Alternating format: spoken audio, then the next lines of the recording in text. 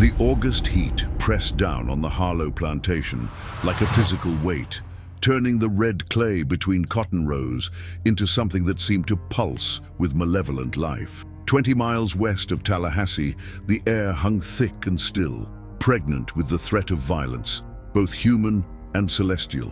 Josiah moved through the cotton field with mechanical precision, his hands working the bolls with efficiency born of 15 years in these same rows. At 32, he looked older. The Florida sun and Thomas Harlow's whip had carved deep lines into his dark skin, and his back bore the crosshatched scars of countless beatings. He'd been purchased at a Charleston auction at 17 and brought to this remote frontier when Harlow decided to expand his cotton empire. The other enslaved workers kept their distance from Josiah, not because he was cruel or difficult, but because something burned in his eyes, a carefully banked rage that suggested depths of fury never fully extinguished. He spoke little, worked hard, and at night sat alone while others gathered to sing or tell stories. Thomas Harlow rode through the fields that morning on his gray mare, his overseer Coleman Burke trailing behind. Burke was a wiry Georgian with small, mean eyes and a talent for inflicting maximum pain with minimum effort. His bullwhip coiled at his belt like a waiting snake. "You there," Harlow called, pointing at Josiah. "You're moving too slow. Pick up the pace or answer to Burke's whip." Josiah didn't look up, didn't acknowledge the command except to move his hands slightly faster. This small non-response, not quite defiance, not quite submission, made Burke's eyes narrow with anger. "Before we continue deeper into this storm, I need to ask you, are you truly ready for where this story leads? If you're still with me, drop a comment below and subscribe, because what happens next will change everything." The sky had been threatening all morning, great purple-black clouds building on the western horizon like mountains of bruised flesh. By noon, the air had gone still and electric, that peculiar charged silence before violent weather. The enslaved workers glanced nervously skyward, but Burke drove them on. Cotton needed picking, and Thomas Harlow didn't stop work for mere threats of rain. Just after 2 o'clock, the first drops fell, fat, warm drops, leaving dark circles in the red dust. Within minutes, the sky opened completely, a deluge turning the world gray and reducing visibility to yards. "Get to the barn!" Burke shouted over the rain's roar. "Move, all of you!" The workers ran, bent against wind and rain, making for the tobacco barn at the field's edge, all except Josiah. He stood in his row, face turned skyward, letting rain wash over him. For the first time in months, something like peace touched his features. "Josiah," another man called, "come on!" But Josiah didn't move. He stood in the open field, arms at his sides, as if waiting. Burke saw him through the rain sheets. "You stupid bastard, get inside!" The lightning, when it came, was not distant flicker, but a bolt of pure white fire, splitting the sky with a crack that seemed to shatter the world. It struck Josiah square in the chest, lifting him off his feet and hurling him backward into the mud. Everything went silent, even the thunder paused. Then the screaming started. Burke reached him first, followed by several workers. Josiah lay in a smoking crater, clothes charred, skin showing angry red burns where lightning had entered and exited. His eyes were open, staring at nothing. He wasn't breathing. "He's dead," Burke said, surprised. "Son of a bitch stood there and let God kill him." But as they stood over the body, as rain hammered down, Josiah's chest suddenly heaved. His back arched, his empty, glazed eyes suddenly focused with terrible clarity. He drew in a ragged, gasping breath that sounded like something being torn. He was alive, more than alive. He was changed. They carried Josiah to the quarters, his body still smoking despite the rain, the smell of burned flesh and ozone following like a ghost. Old Ruth, the plantation's unofficial healer, took one look and crossed herself, a gesture learned from a Catholic overseer years ago and never abandoned. "Shouldn't be breathing," she muttered, touching the burns on his chest with trembling fingers. "Nobody takes lightning like that and lives." But Josiah was breathing, deep and steady, though unconscious. Ruth cleaned his wounds with limited supplies, lard, strips of cloth, a poultice of swamp herbs. The burns were severe, branching across his chest and arms in patterns that looked deliberate, like someone had painted trees on his skin with fire. For 3 days, Josiah lay in his cot, neither fully conscious nor entirely absent. He would mutter in sleep, words making no sense, his eyes moving rapidly beneath closed lids. The other workers gave his corner wide berth, unsettled by how the air seemed to crackle around him, by occasional small sparks jumping from his skin to the wooden bed frame. Thomas Harlow came by once, looking down with an expression mixing annoyance and calculation. "If he lives, he works," he told Burke. "If he dies, mark it in the ledger. Either way, we've lost 3 days of labor." Burke nodded but kept his distance. He'd seen men survive terrible things, beatings, snake bites, killing fevers, but he'd never seen anyone survive a direct lightning strike. It wasn't natural, and the way other workers looked at Josiah now with fear and something else, awe perhaps, or hope, that wasn't natural either. On the 4th day, Josiah opened his eyes. He sat up slowly, movements careful, as if testing whether his body still belonged to him. The burns had already begun healing with impossible speed, angry red fading to pink, new skin growing over wounds. He looked at his hands, turning them over, studying them as if seeing them for the first time. "How you feeling?" Ruth asked cautiously, staying near the door in case she needed to run. Josiah's head turned toward her and she flinched. His eyes had always been dark brown, almost black. But now there was something different. A kind of light, like heat lightning flickering in storm cloud depths. "Different," he said. His voice was rough, abraded, as if he'd been screaming. "I feel different." He stood, and despite injury severity, he moved without pain or difficulty. The other workers who'd been pretending not to watch now stared openly. Samuel, a young man only 2 years on the plantation, took a step back. "You should be dead," Samuel whispered. "We all saw it. That lightning should have killed you."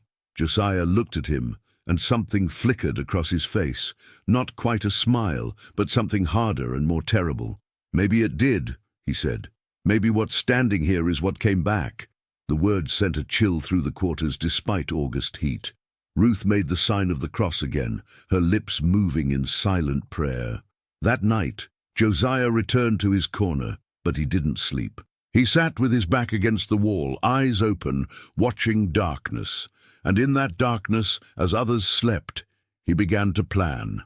The lightning hadn't just struck him. It had revealed something, a clarity of purpose he'd never felt before. For 15 years, he'd endured the whip, the chains, the daily humiliations. He'd survived by making himself small, by swallowing rage, by telling himself that someday, somehow, there would be justice. But the lightning had burned away all patience. It had shown him that waiting for justice was a fool's errand. If he wanted freedom, if he wanted revenge for every scar, every degradation, he would have to take it himself, and he would start with Thomas Harlow. Outside, thunder rumbled in the distance. Though the sky was clear and full of stars, the storm was coming, and this time it had a name. The morning after Josiah woke, the plantation's well ran dry. Not gradually. One moment the well was full and reliable as it had been for 12 years. The next moment, when a house servant lowered the bucket, it came up empty, not even damp. Burke peered down into darkness and saw nothing but dry stone. "Damnedest thing," he muttered, though unease colored his voice. Aquifer must have shifted, but it wasn't the only strange occurrence. That same day, 3 of Harlow's best hunting dogs, animals that had never shown fear, refused to go near the quarters. They would approach to within 20 yards, then stop, hackles raised, whining and backing away. When Burke tried forcing them closer, one snapped at him, drawing blood. The cotton in the east field, ready for harvest, turned brown overnight, the bolls withering as if touched by frost, though temperature never dropped below 70. Harlow stood in the ruined field, his face red with rage and confusion, calculating lost revenue. "It's blight," he declared. "Some kind of pest or disease. Burke, burn these rows. We can't let it spread." But when they tried burning the dead cotton, the fire wouldn't take. They piled dry brush around the stalks, lit it with torches, watched the brush burn, but the cotton plants themselves remained untouched, as if protected by some invisible barrier. The enslaved workers whispered among themselves, voices low and urgent. They'd seen the strange things happening, and they'd noticed something else. All of it seemed to center around Josiah. "He's marked," old Ruth said, sitting with a group of women preparing evening meal. "Lightning don't strike like that for nothing. God marked him for something." "Or the devil did," another woman replied nervously.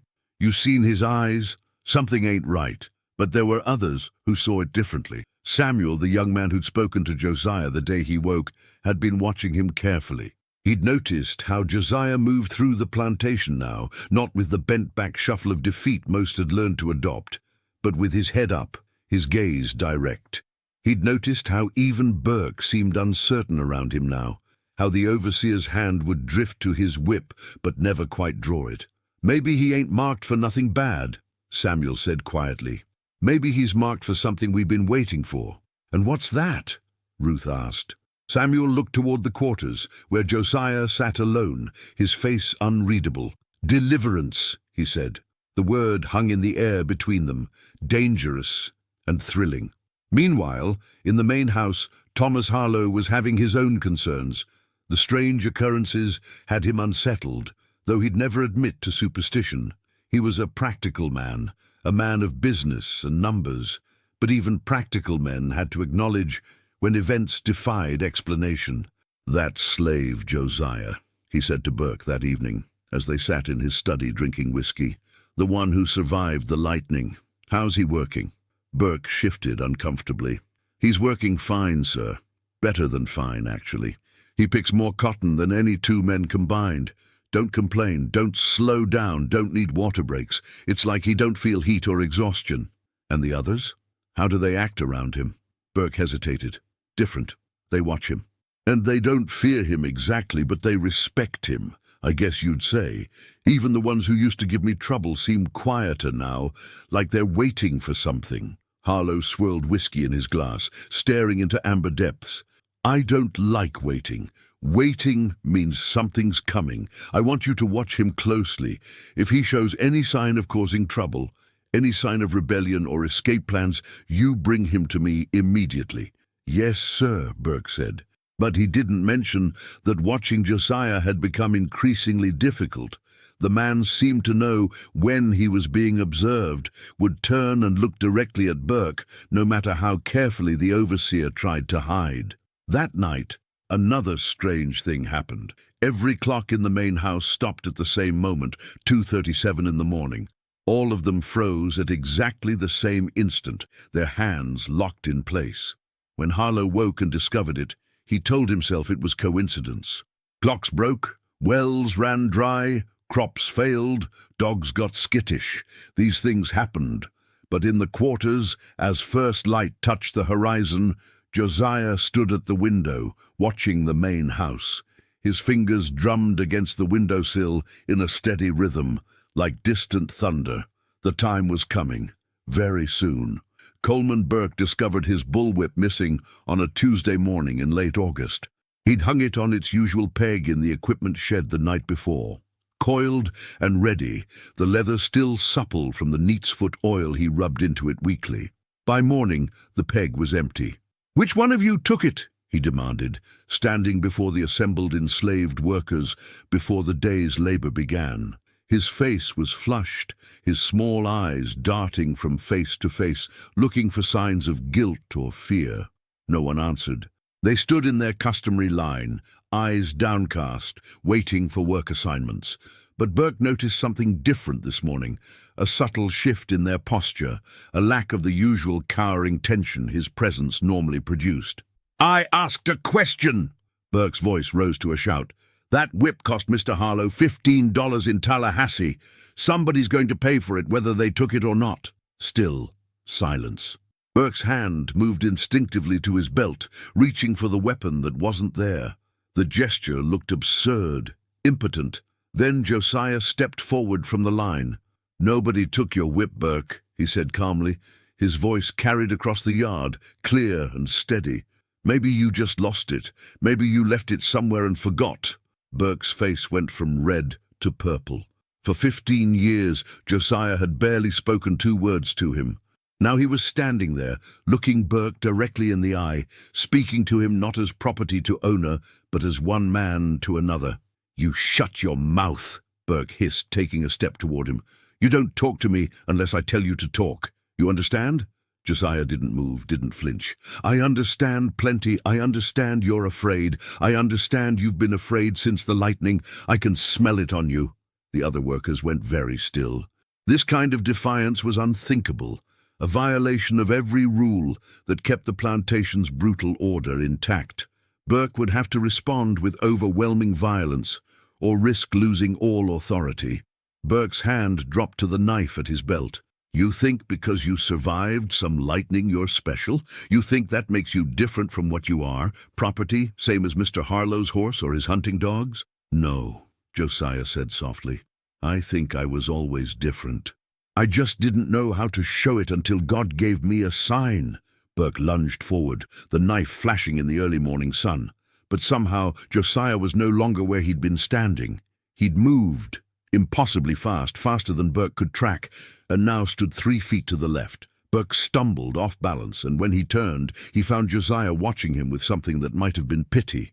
"You should be more careful," Josiah said. "Anger makes people careless. Careless people have accidents." "You threatening me?" Burke's voice shook with rage and something else, the fear Josiah had named, finally acknowledged. "Just stating facts," Josiah replied. He turned and walked toward the cotton fields, his back straight, his pace unhurried.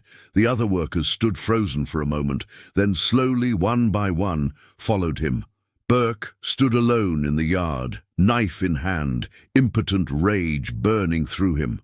He wanted to call them back, to reassert his authority, but something held him back. The memory of how fast Josiah had moved, the way his eyes had seemed to flash with that strange internal lightning. Thomas Harlow heard about the confrontation by noon when Burke came to the main house to report. The overseer's account was rambling, defensive, trying to justify why he hadn't immediately punished Josiah for his insubordination. "He's different since the lightning, Mr. Harlow," Burke insisted. "I'm telling you, something ain't right about him. The way he moves, the way he looks at you and the others, they're watching him like he's their leader now, not me."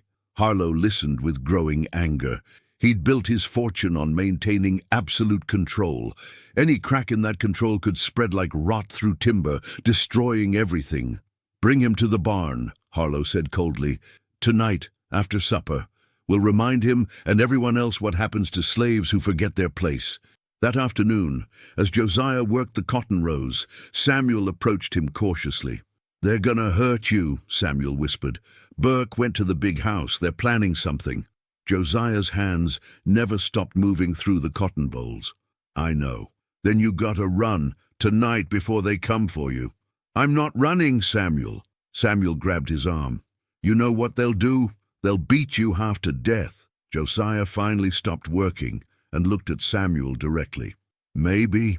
But I've been dying slowly every day I've been here. I'm done dying slow. If they want to kill me, let them try. But I won't run, and I won't bow, and I won't beg." Samuel released his arm, stepping back.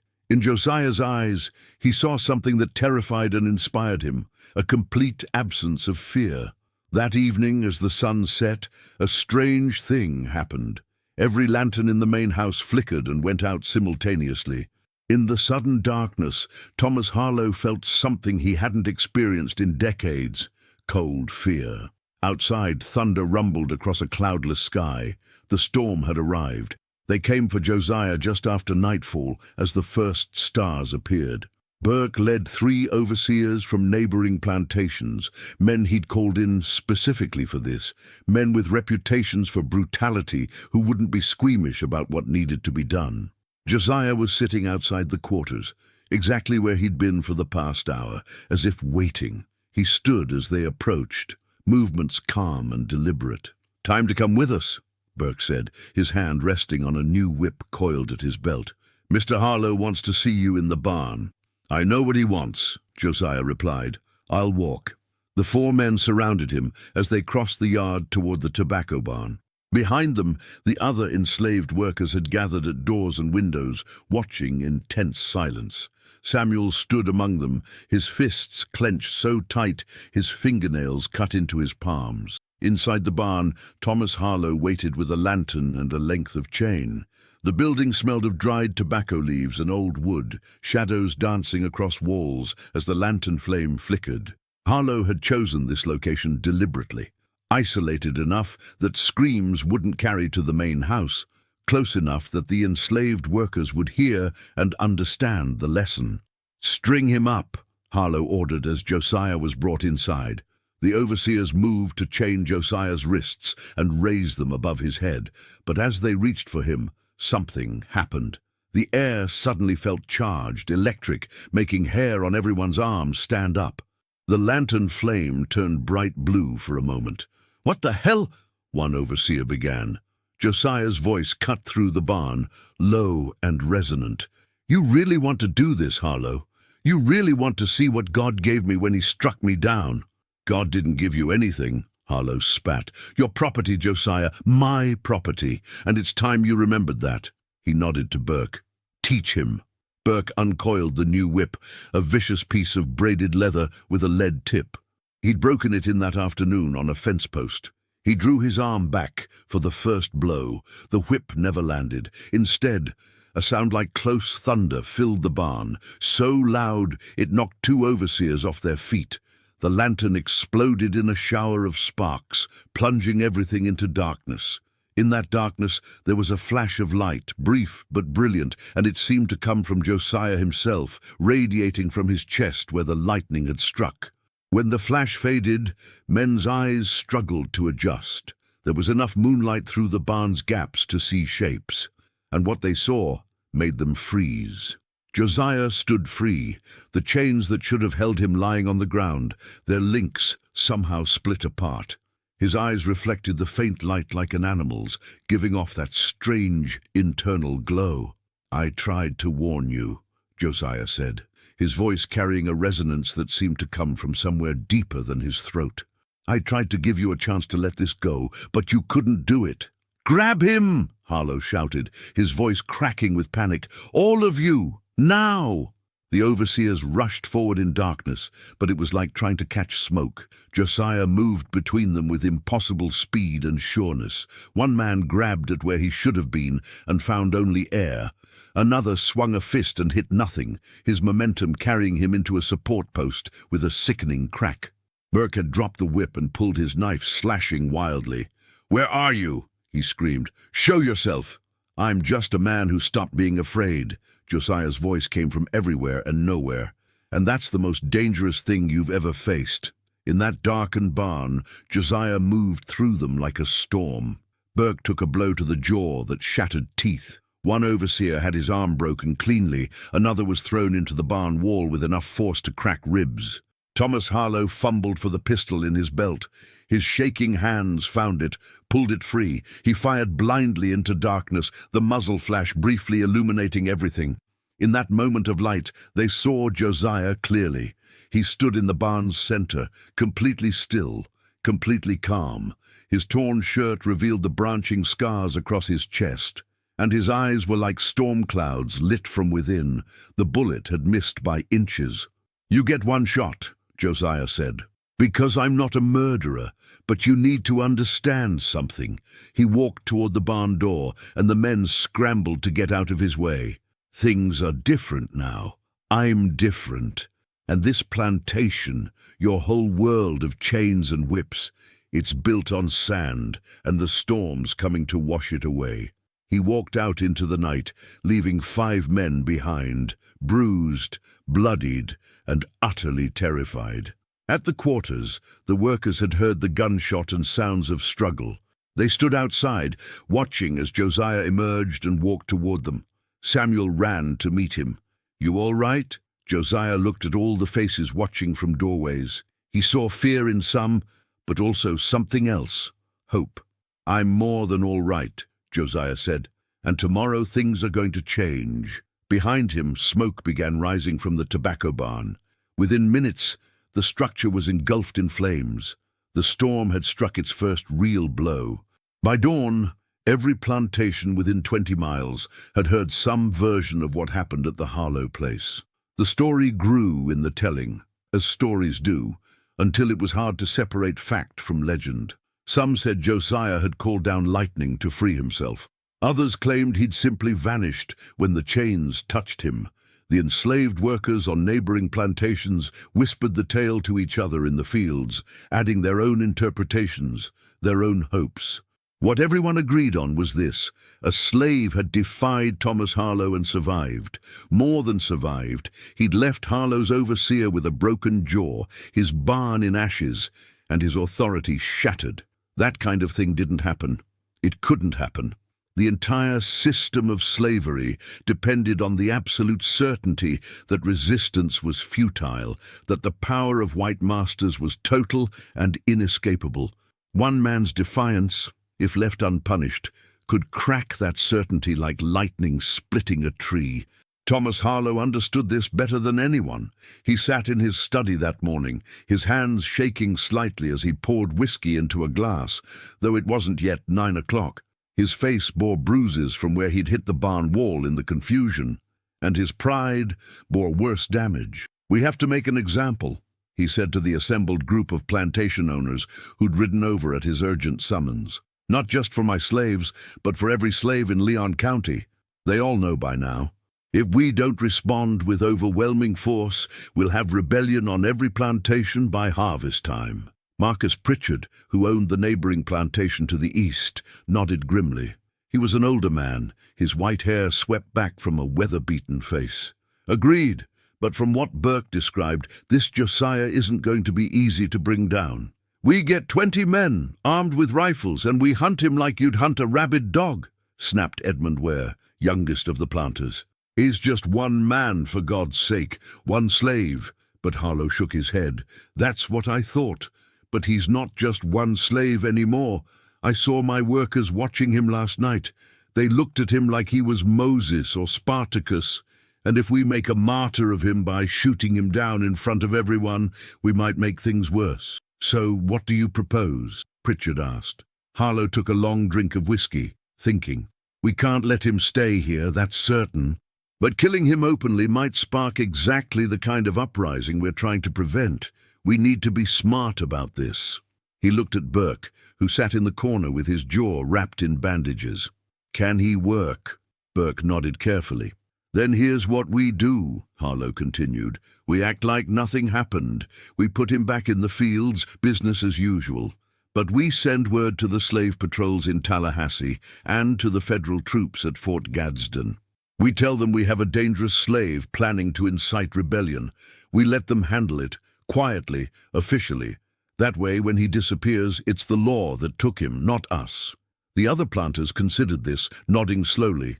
It was cold, calculated, and had the advantage of keeping their own hands relatively clean, while ensuring Josiah's fate was sealed. Meanwhile, in the quarters, Josiah sat with a growing group of workers who'd gathered around him during the brief rest period. Samuel was there, along with Ruth and several others, people who'd lived under Harlow's brutal rule for years and had begun to believe that survival was the only victory possible. "What you did last night," Samuel said quietly, "nobody ever done that before. Not here. We heard stories from up north about rebellions and runaways, but we always thought that was just stories, dreams, not something real people could do." "It's real," Josiah said. His voice was calm, but there was an intensity in his gaze that held everyone's attention. "Everything they told us is impossible. Running, fighting back, being free. It's only impossible if we believe it is. That lightning didn't give me anything supernatural. It just burned away my fear, that's all." "So what happens now?" Ruth asked. She was a practical woman, not given to flights of fancy. "You embarrassed Harlow bad. He can't let that stand.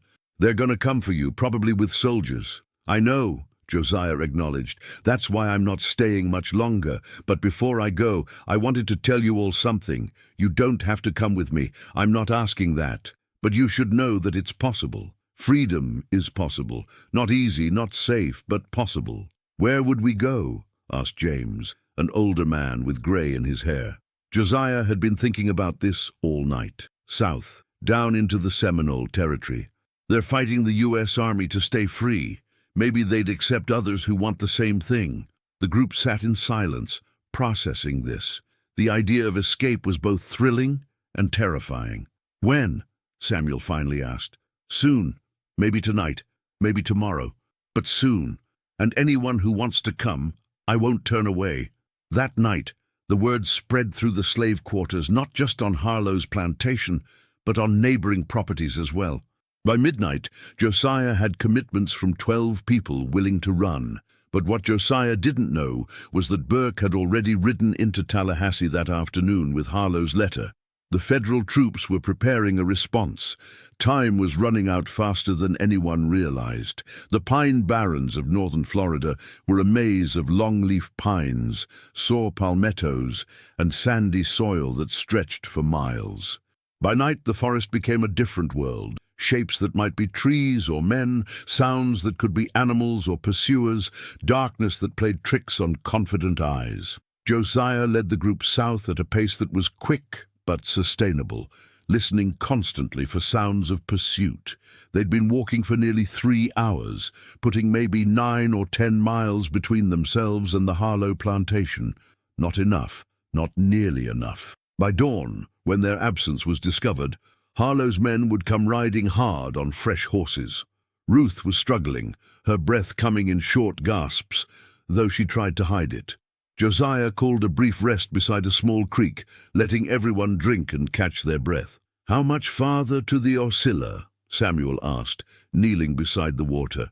"Maybe 20 miles, Josiah replied.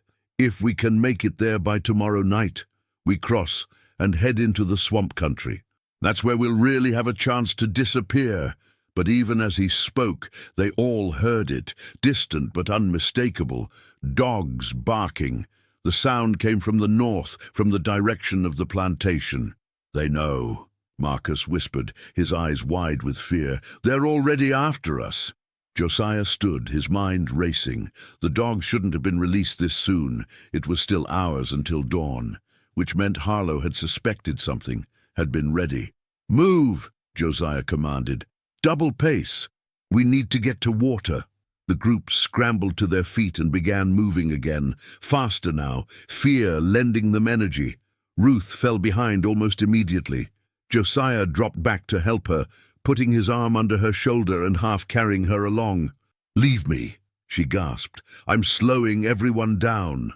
"Nobody gets left," Josiah said firmly. "Samuel, James, take Ruth between you. I'll scout ahead." Behind them, the barking grew louder. The dogs were definitely on their trail now. Then Josiah heard something else that made his blood run cold, the sound of horses, multiple horses moving fast. "Run!" he shouted, abandoning all pretense of stealth. "Everyone run! Now!"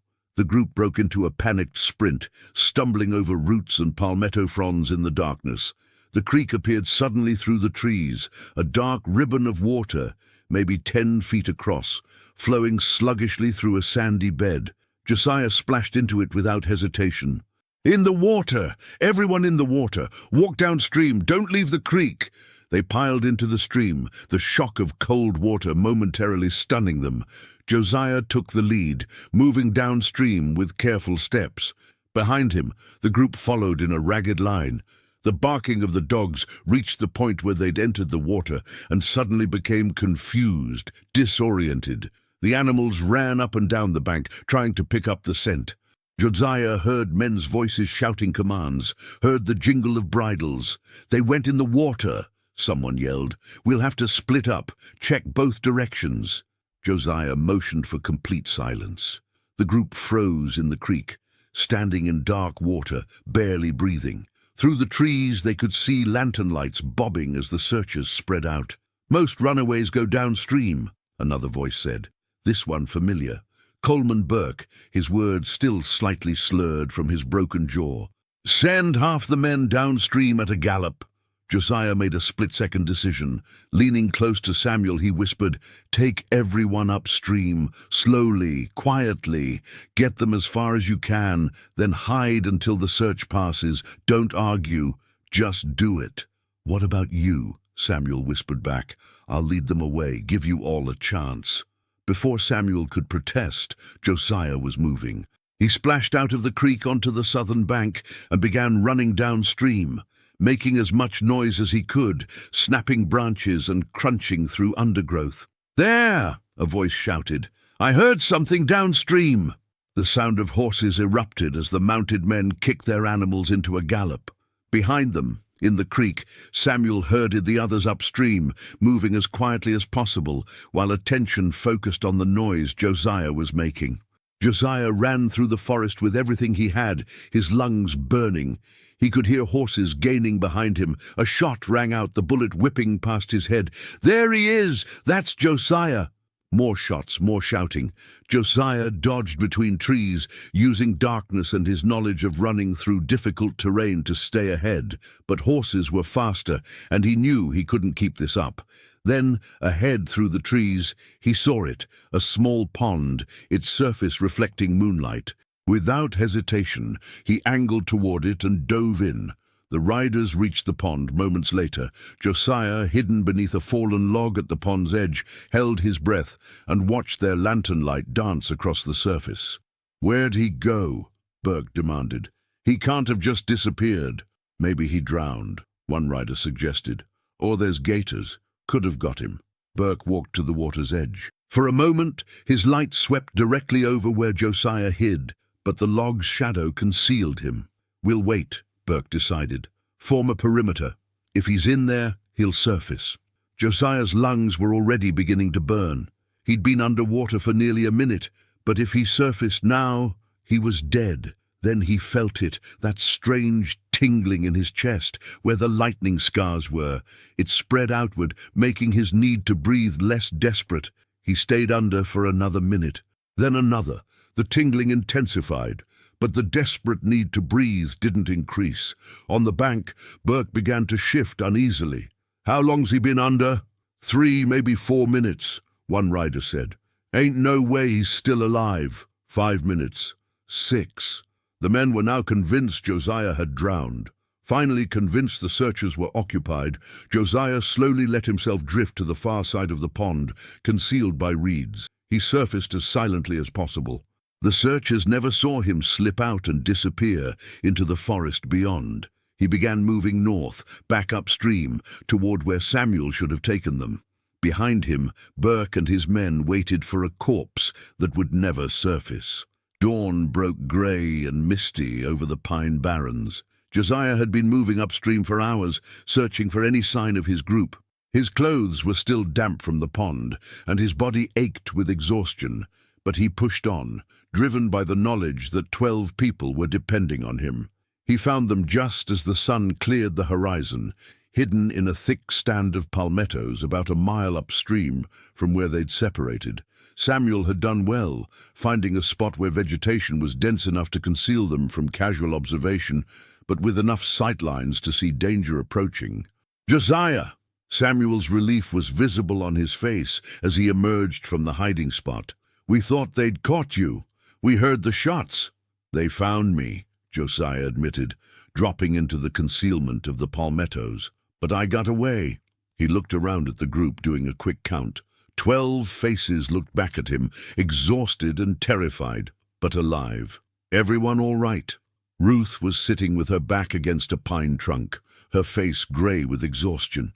"My heart ain't what it used to be, and my legs are about done." Sarah was tending to a cut on James's arm, where he'd run into a sharp branch in the darkness. Marcus looked haunted, his eyes darting constantly to the forest around them. The others were in similar states, pushed to their limits and beyond. "We need to keep moving," Josiah said, though he could see the effect his words had. Several people slumped with despair at the thought of walking further. "I know you're tired, but those men are still out there. And when Burke doesn't find my body in that pond, he'll know I escaped. They'll widen the search." "Where do we go?" James asked. His voice had lost its earlier doubt, replaced by grim determination. If we can't make it to the river before nightfall, they'll catch us in the open tomorrow. Josiah had been thinking about this all night. The Orcilla River was still too far to reach before the search intensified. They needed a closer refuge. "There's an old Seminole camp," he said slowly, remembering something he'd heard years ago from another enslaved man. "About 6 miles southeast of here. Abandoned during the wars, but it had structures, places to hide. If we can reach it, we can rest. Let the search pass over us." "The Seminoles might come back," Marcus said nervously. "The Seminoles are our best hope if we meet them," Josiah countered. "They've been fighting the same people we're running from. Some of their warriors are escaped slaves themselves, black Seminoles. They might help us." It was a thin hope, but better than nothing. The group reluctantly agreed, and after a brief rest and meager breakfast of cold corn cakes, they set out again. The miles passed in a blur of pain and exhaustion. Ruth had to be carried part of the way, Samuel and Marcus taking turns supporting her weight. They moved through pine forests and across open prairies of sour grass, always listening for sounds of pursuit. By mid-afternoon, they reached the old Seminole camp. It was more overgrown than Josiah had hoped, clearly abandoned for several years, but there were still structures standing. 2 traditional chickees with palm-thatched roofs and what looked like a ceremonial ground with fire-blackened stones arranged in a circle. "Everyone inside," Josiah ordered. "Stay quiet. No fires, no noise. We wait here until dark." They collapsed into the shelter of the chickees, too exhausted to speak. Ruth lay in one corner, her breathing shallow and rapid. Sarah held her hand, whispering prayers. Josiah took first watch, positioning himself where he could see the approaches to the camp. His eyes burned with exhaustion, but he forced them to stay open, scanning the forest for movement. That's when he saw them. 3 figures moved through the trees, not the heavy, noisy movement of white searchers, but the quiet, economical motion of people who belonged in this forest. As they drew closer, Josiah made out details. 2 men and a woman, all carrying rifles, all dressed in a mixture of traditional Native American clothing and items clearly taken from white settlements. Seminoles, or black Seminoles, he couldn't tell from this distance. Josiah made a decision. Stepping out from behind his cover, he raised his hands in a gesture of peace and called out in English, "We mean no harm. We're running from slavery. We ask sanctuary." The 3 figures froze, their rifles coming up immediately. Then, slowly, they approached. As they got closer, Josiah could see that one of the men was black, his features African, while the other man and the woman appeared to be full-blood Seminole. The black man studied Josiah for a long moment, his eyes sharp and assessing. Then he spoke in English with a slight accent. "You're a long way from any plantation. Where you coming from?" "Harlow Place, north of here, near Tallahassee. We left last night. There's 13 of us. The others are in the chickees. One of our elders is sick." The 3 newcomers exchanged glances, communicating in a language Josiah didn't understand. Finally, the black man nodded and lowered his rifle slightly. "I'm Joseph," he said. "This is Osceola's band, what's left of it. You picked a bad time to run. The army's everywhere, hunting us. They'll be hunting you, too." "I know," Josiah said. "But staying was death. Running at least gives a chance." Joseph's mouth curved in something that wasn't quite a smile. "A chance. Yeah, that's what we all tell ourselves." He looked past Josiah toward the chickees. "Let me see your people." Josiah led them to where the group huddled. The Seminoles studied the exhausted, frightened faces, saw Ruth lying sick and shaking. The woman spoke in Muskogee, and Joseph translated, "She says your elder needs medicine. We have some herbs that might help, but she's old, and the running has been too hard for her." "Can we stay here?" Samuel asked. Joseph shook his head. "This camp's too exposed. But there's another place, deeper in the swamp, where our main group is hiding. It's a hard journey, maybe 10 miles through water and mud." Josiah looked at his group, seeing the exhaustion. Then he looked at Ruth, who despite her weakness met his eyes and nodded. "We'll make it," Josiah said. Joseph studied him for another moment. "All right, We leave at dusk, but I need to be clear. Where we're taking you, we're not living easy. We're at war. Life with us is hard, dangerous, and might end with a soldier's bullet. You sure freedom's worth that? Josiah thought about Thomas Harlow, about Burke's whip, about 15 years of being property. Yes, he said simply. It's worth it. Joseph nodded. Then welcome to the storm, brother, because that's what we are, a storm the army can't quite put down. 3 months had passed since that night in the Pine Barrens. 3 months of living in the deep swamps of northern Florida, moving from camp to camp as U.S. Army patrols pressed closer, learning to survive in a world that was neither fully enslaved nor fully free, but somewhere in between. A liminal space where escaped slaves and Seminole resistors lived in constant danger and defiant hope. Ruth had survived the journey to the main camp, but barely.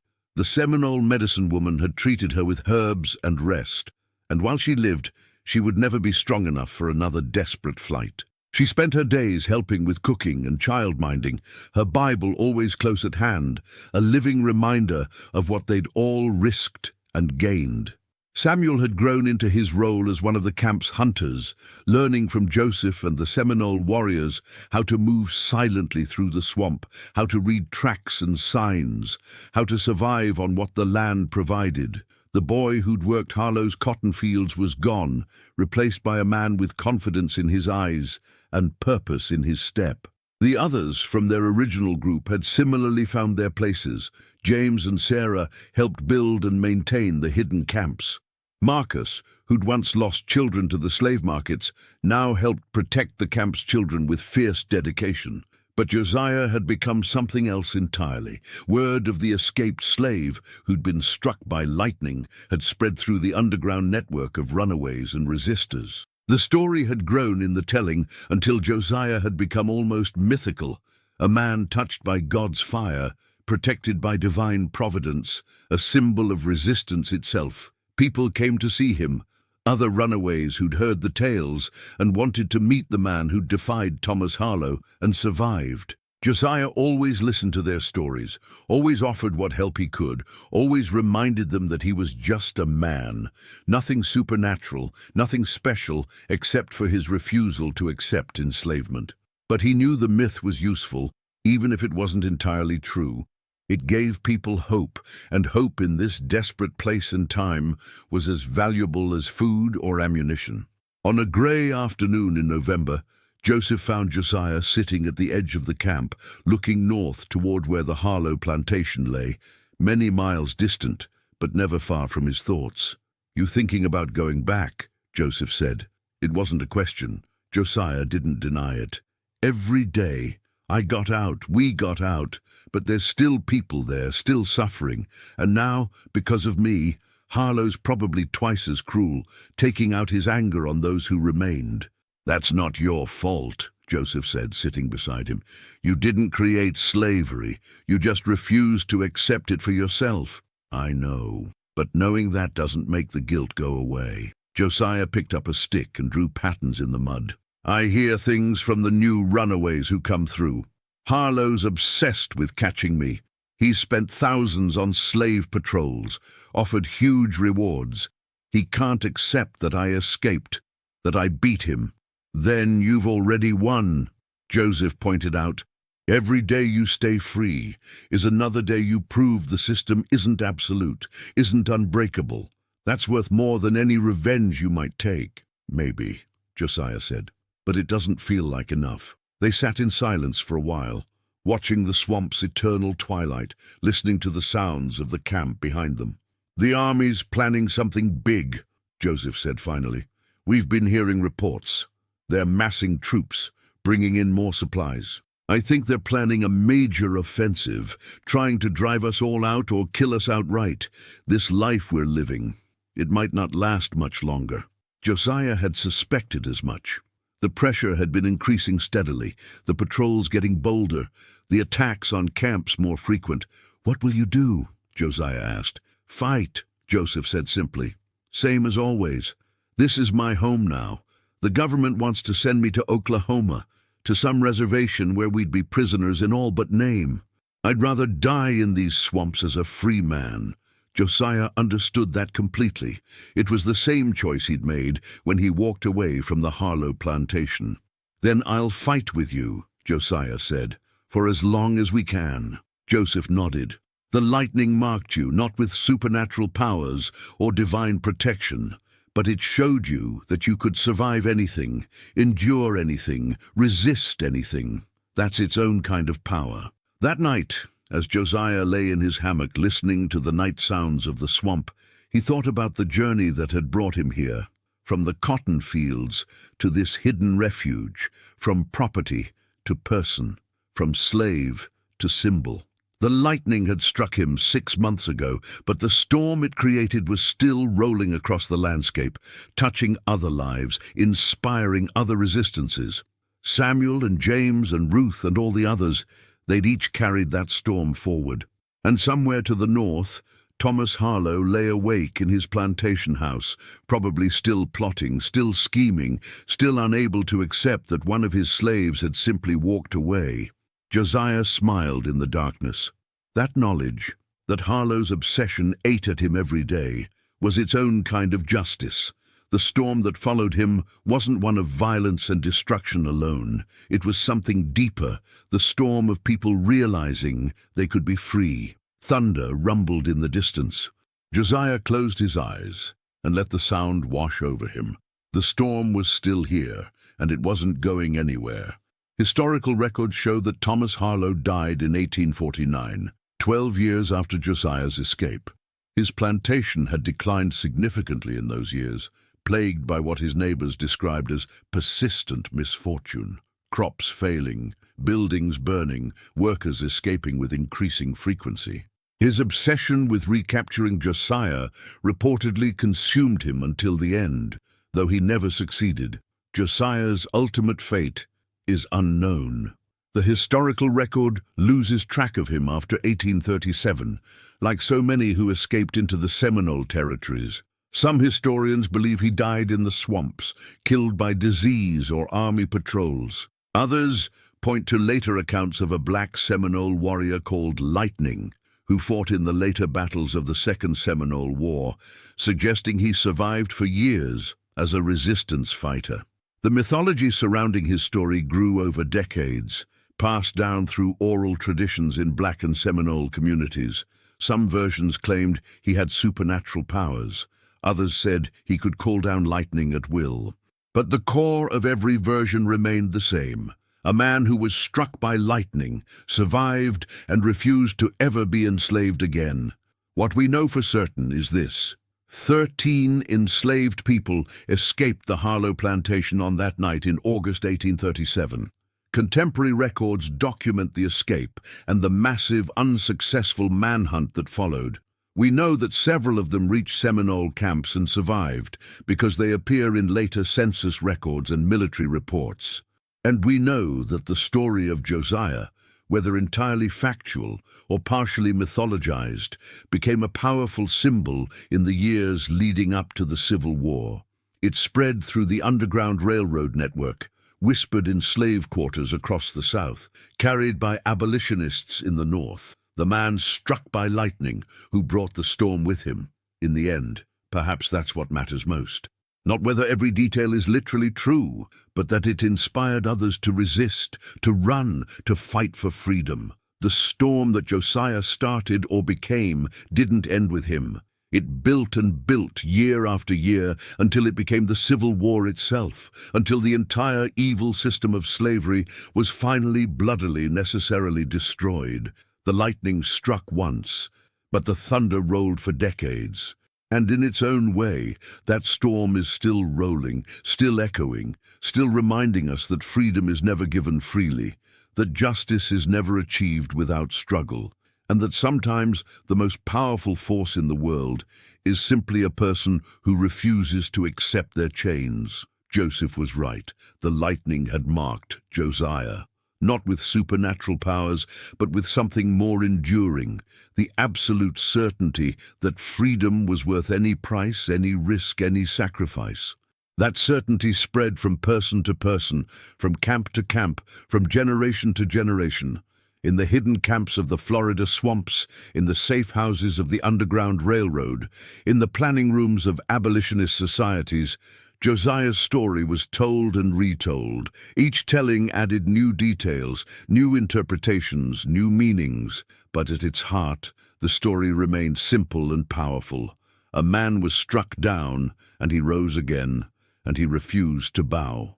The system that had enslaved him claimed absolute power. It had laws and guns and chains and whips. It had the weight of centuries of tradition and the backing of governments and courts. But it couldn't break one man who decided that death was preferable to submission, and that one man's refusal became a crack in the foundation. Through that crack, others found the courage to run, to fight, to resist. The crack widened. More people escaped. More people fought back. More people chose freedom over safety, dignity over survival.